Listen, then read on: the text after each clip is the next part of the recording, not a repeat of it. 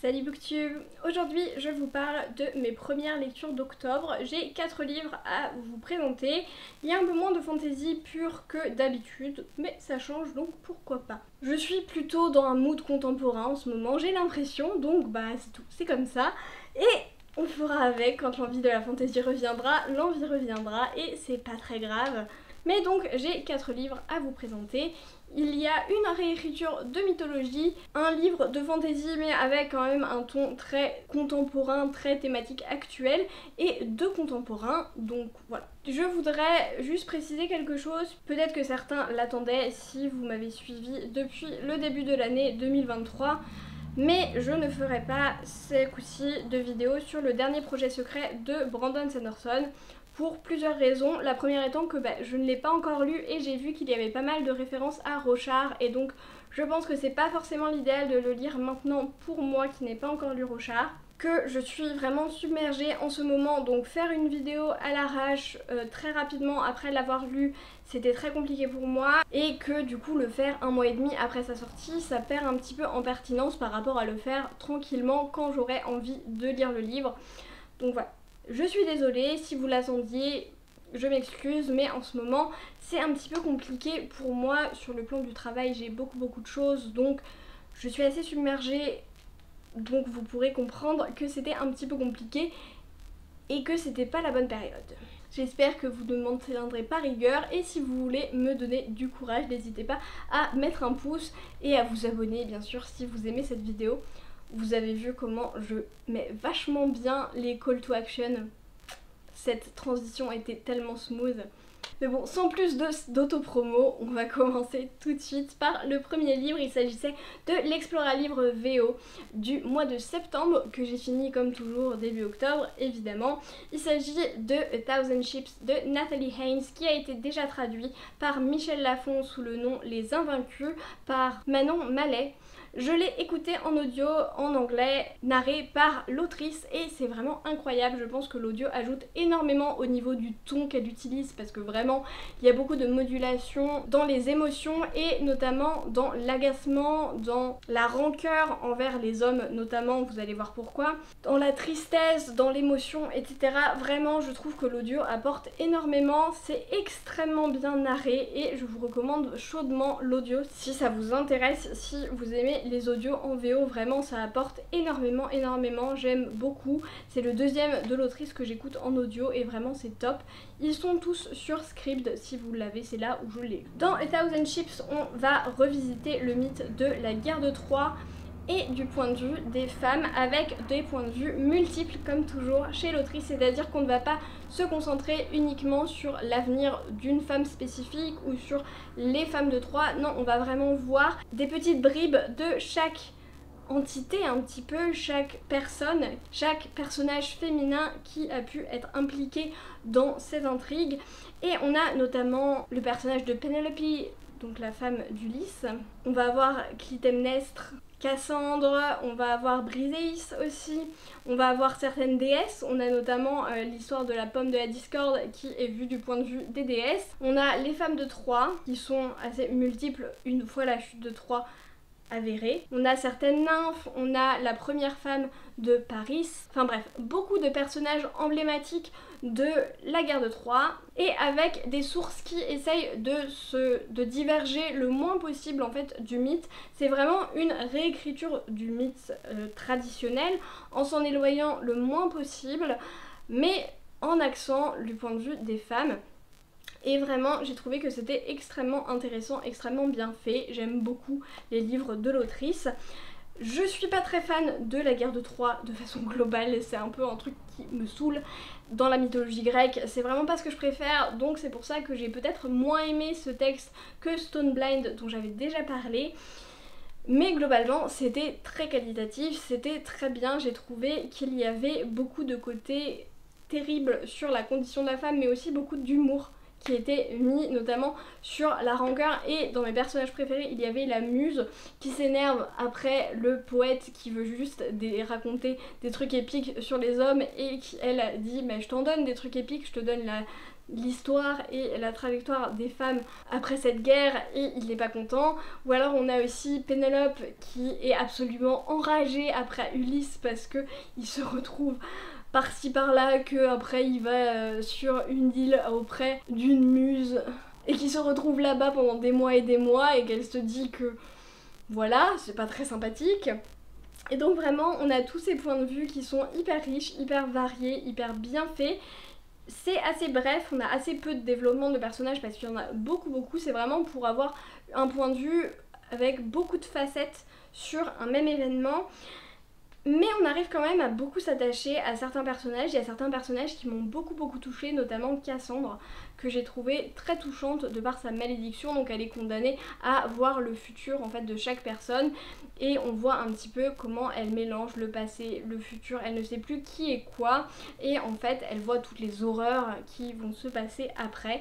Et elle hurle en fait toute la journée. Les hommes ne sont clairement pas présentés sous un jour favorable, mais ça fait un petit peu du bien. De temps en temps, surtout pour des mythes grecs où souvent ils sont bien adulés. Mais ça, c'est toujours la même chose dans les livres de l'autrice où tout le monde passe un peu pour des gros cons. Les dieux aussi, hein, globalement, on voit que les dieux, déesses, sont vraiment des enfoirés finis. Et c'est ça que j'aime beaucoup.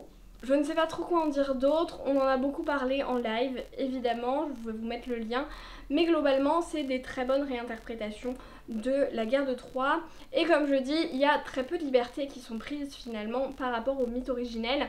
C'est peut-être ce qui rend cette histoire un petit peu moins originale, un petit peu moins révolutionnaire peut-être, mais du coup on essaye vraiment d'être très proche du mythe, donc ça a ses avantages aussi. J'ai beaucoup aimé aussi que l'autrice dise en note à la fin les sources qu'elle a utilisées et d'où elle prenait tel ou tel personnage, parce que des fois il y en a qui sont pas forcément beaucoup évoqués dans le mythe de base. Et donc j'ai trouvé ça intéressant d'avoir toutes les différentes sources pour avoir quelque chose qui est le plus proche du mythe originel, sachant qu'il a été réinterprété moult et moult fois. Donc voilà.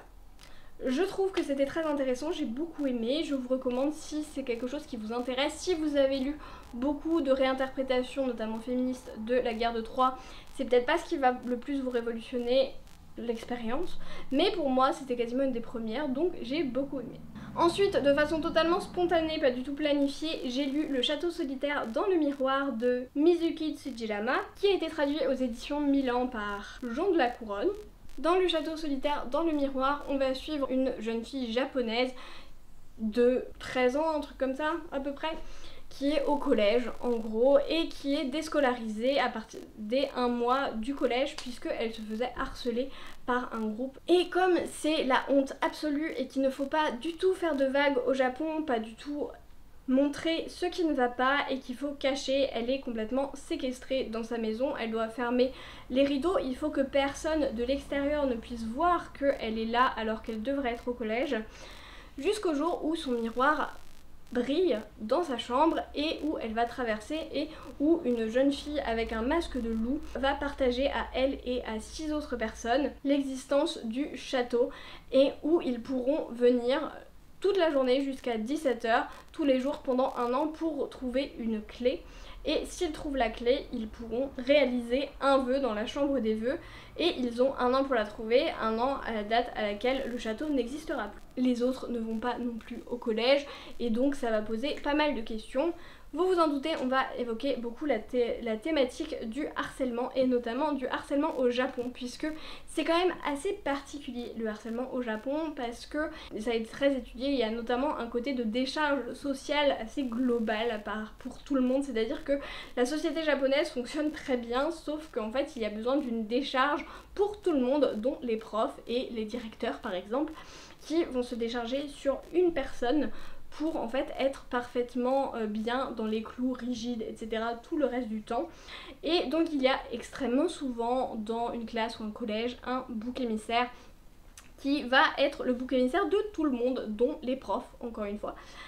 Et il y a notamment un phénomène qui est assez connu, c'est, je sais plus, ça a un nom en tout cas en japonais, où c'est la personne qui n'existe plus. En fait, la deuxième étape du harcèlement finalement, c'est d'ignorer complètement, c'est-à-dire que les professeurs ne vont plus appeler à l'appel, le bureau va être enlevé et en gros on est là mais on n'existe pas.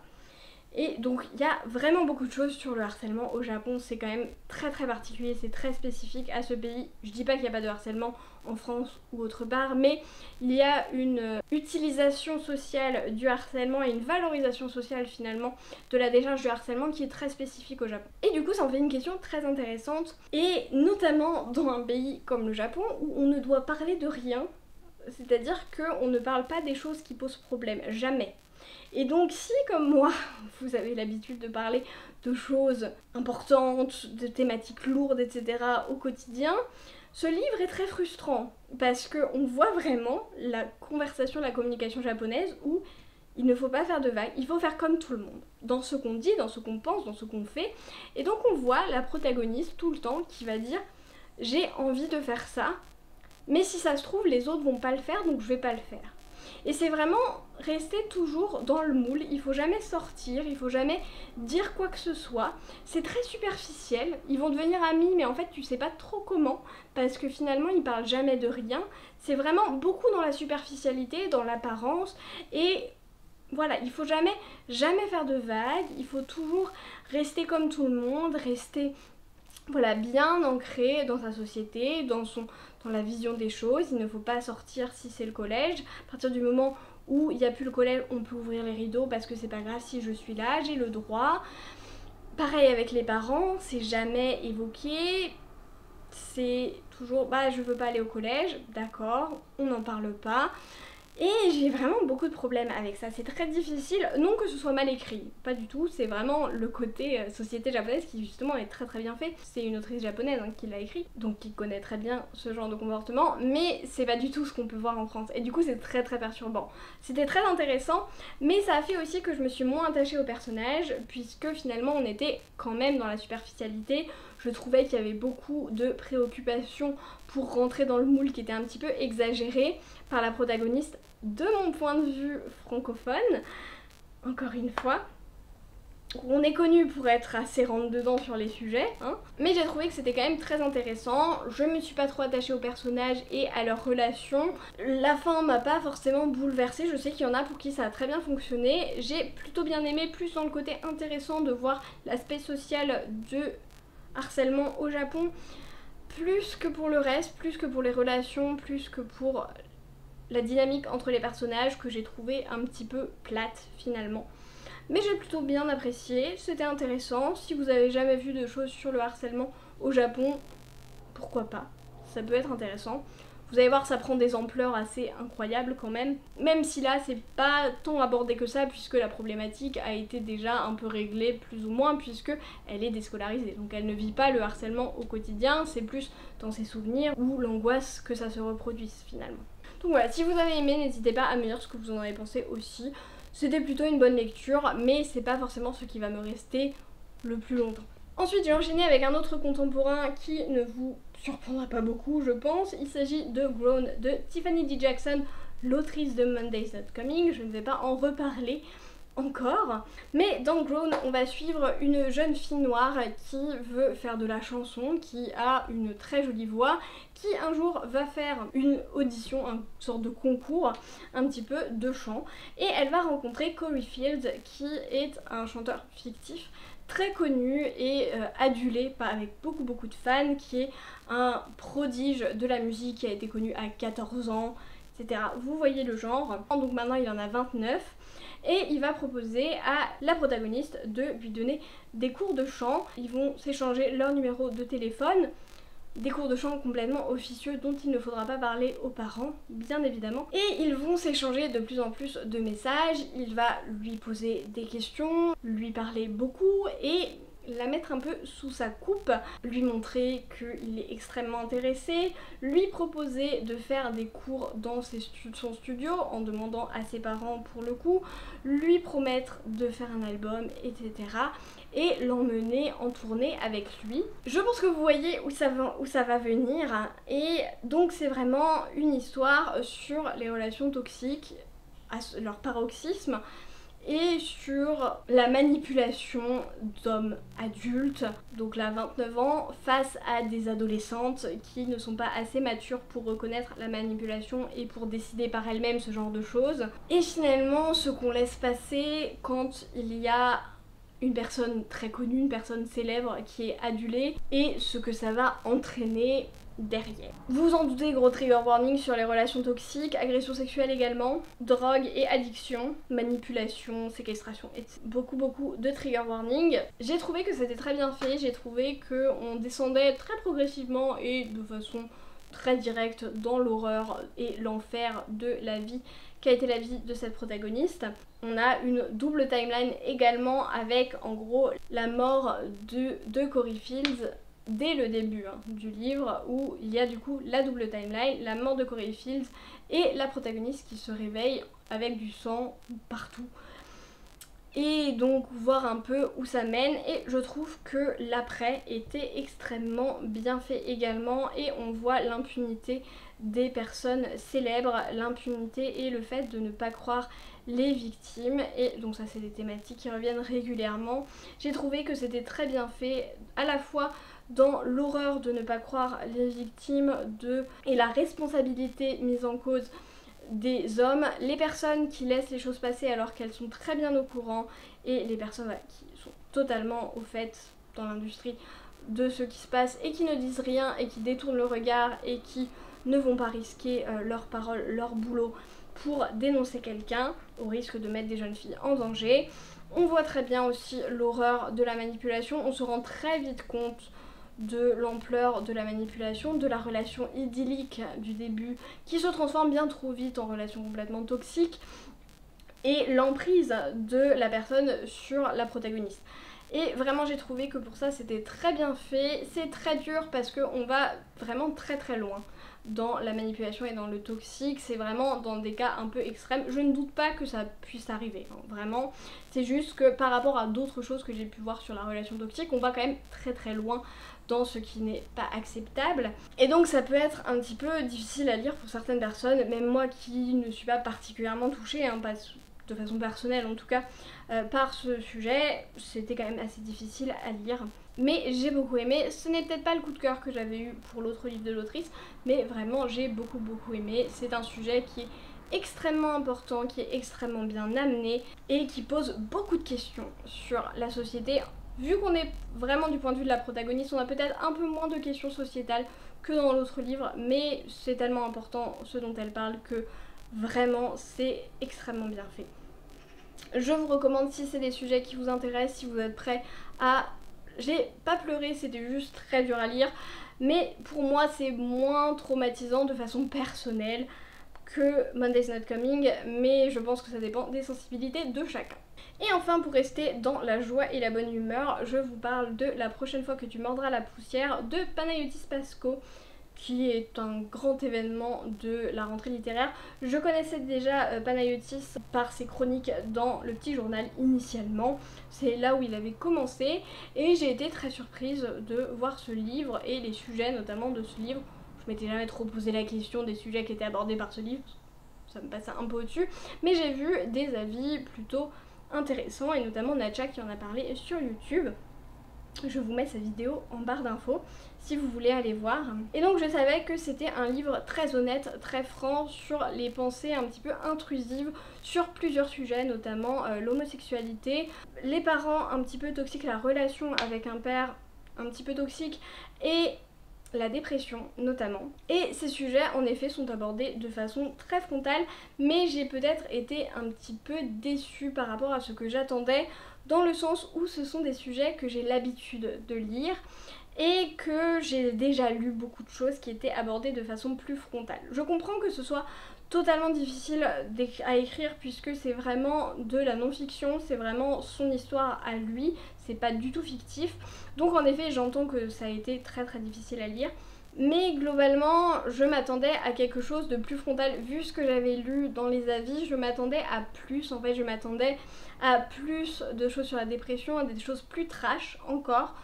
Il y a certaines visions, notamment la vision de l'homosexualité et le dégoût de sa propre homosexualité et l'impression que ce n'est pas être un homme que d'être homosexuel, et la relation avec le sexe, avec tout ça.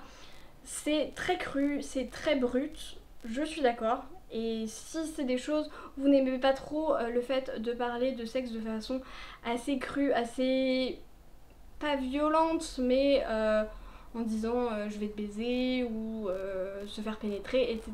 Il y a beaucoup de termes comme ça qui sont utilisés. C'est pas forcément ce que je préfère, mais ça ne me choque pas particulièrement. C'est juste que ça m'a pas impacté, je pense, autant que j'aurais imaginé. Et du coup, j'ai été un peu déçue de l'impact que ça a eu sur moi parce que c'est des choses aussi que j'ai déjà beaucoup déconstruites, donc la déconstruction ne m'a pas forcément impactée comme ça aurait pu. Le côté dépression, finalement, on le voit pas tant que ça, il nous le dit beaucoup que oui, il a une dépression très sévère, mais on le voit pas beaucoup.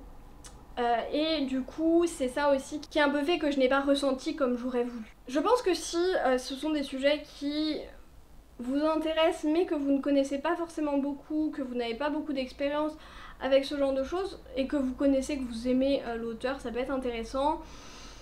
Voilà, j'ai pas été conquise plus que ça par ce livre. Je suis contente que ce soit des sujets qui soient abordés pour le grand public parce que c'est un livre qui a beaucoup de succès, parce que c'est un personnage connu et que du coup c'est bien que ces sujets-là soient abordés. Je l'entends et je salue l'effort que ça a dû représenter pour l'auteur, que j'aime particulièrement, mais c'est pas forcément ce que j'ai préféré. C'est à peu près tout ce que j'avais à dire. N'hésitez pas à me partager si vous avez lu certains de ces livres, si vous avez les mêmes avis ou des avis discordants par rapport à moi, n'hésitez pas à venir m'en parler en commentaire.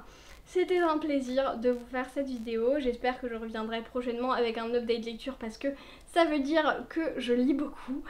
C'est encore un peu compliqué mais encore une fois je suis un peu submergée donc j'ai pas beaucoup de temps non plus pour lire. J'espère quand même que ça va s'améliorer dans les prochaines semaines. J'espère que pour vous tout va bien, que vous avez passé un bon moment en regardant cette vidéo, que vous arrivez à vous reposer et à prendre soin de vous, plus que moi en tout cas. Mais en attendant, on arrête tous de procrastiner, on va prendre un livre et moi je vous dis à la prochaine.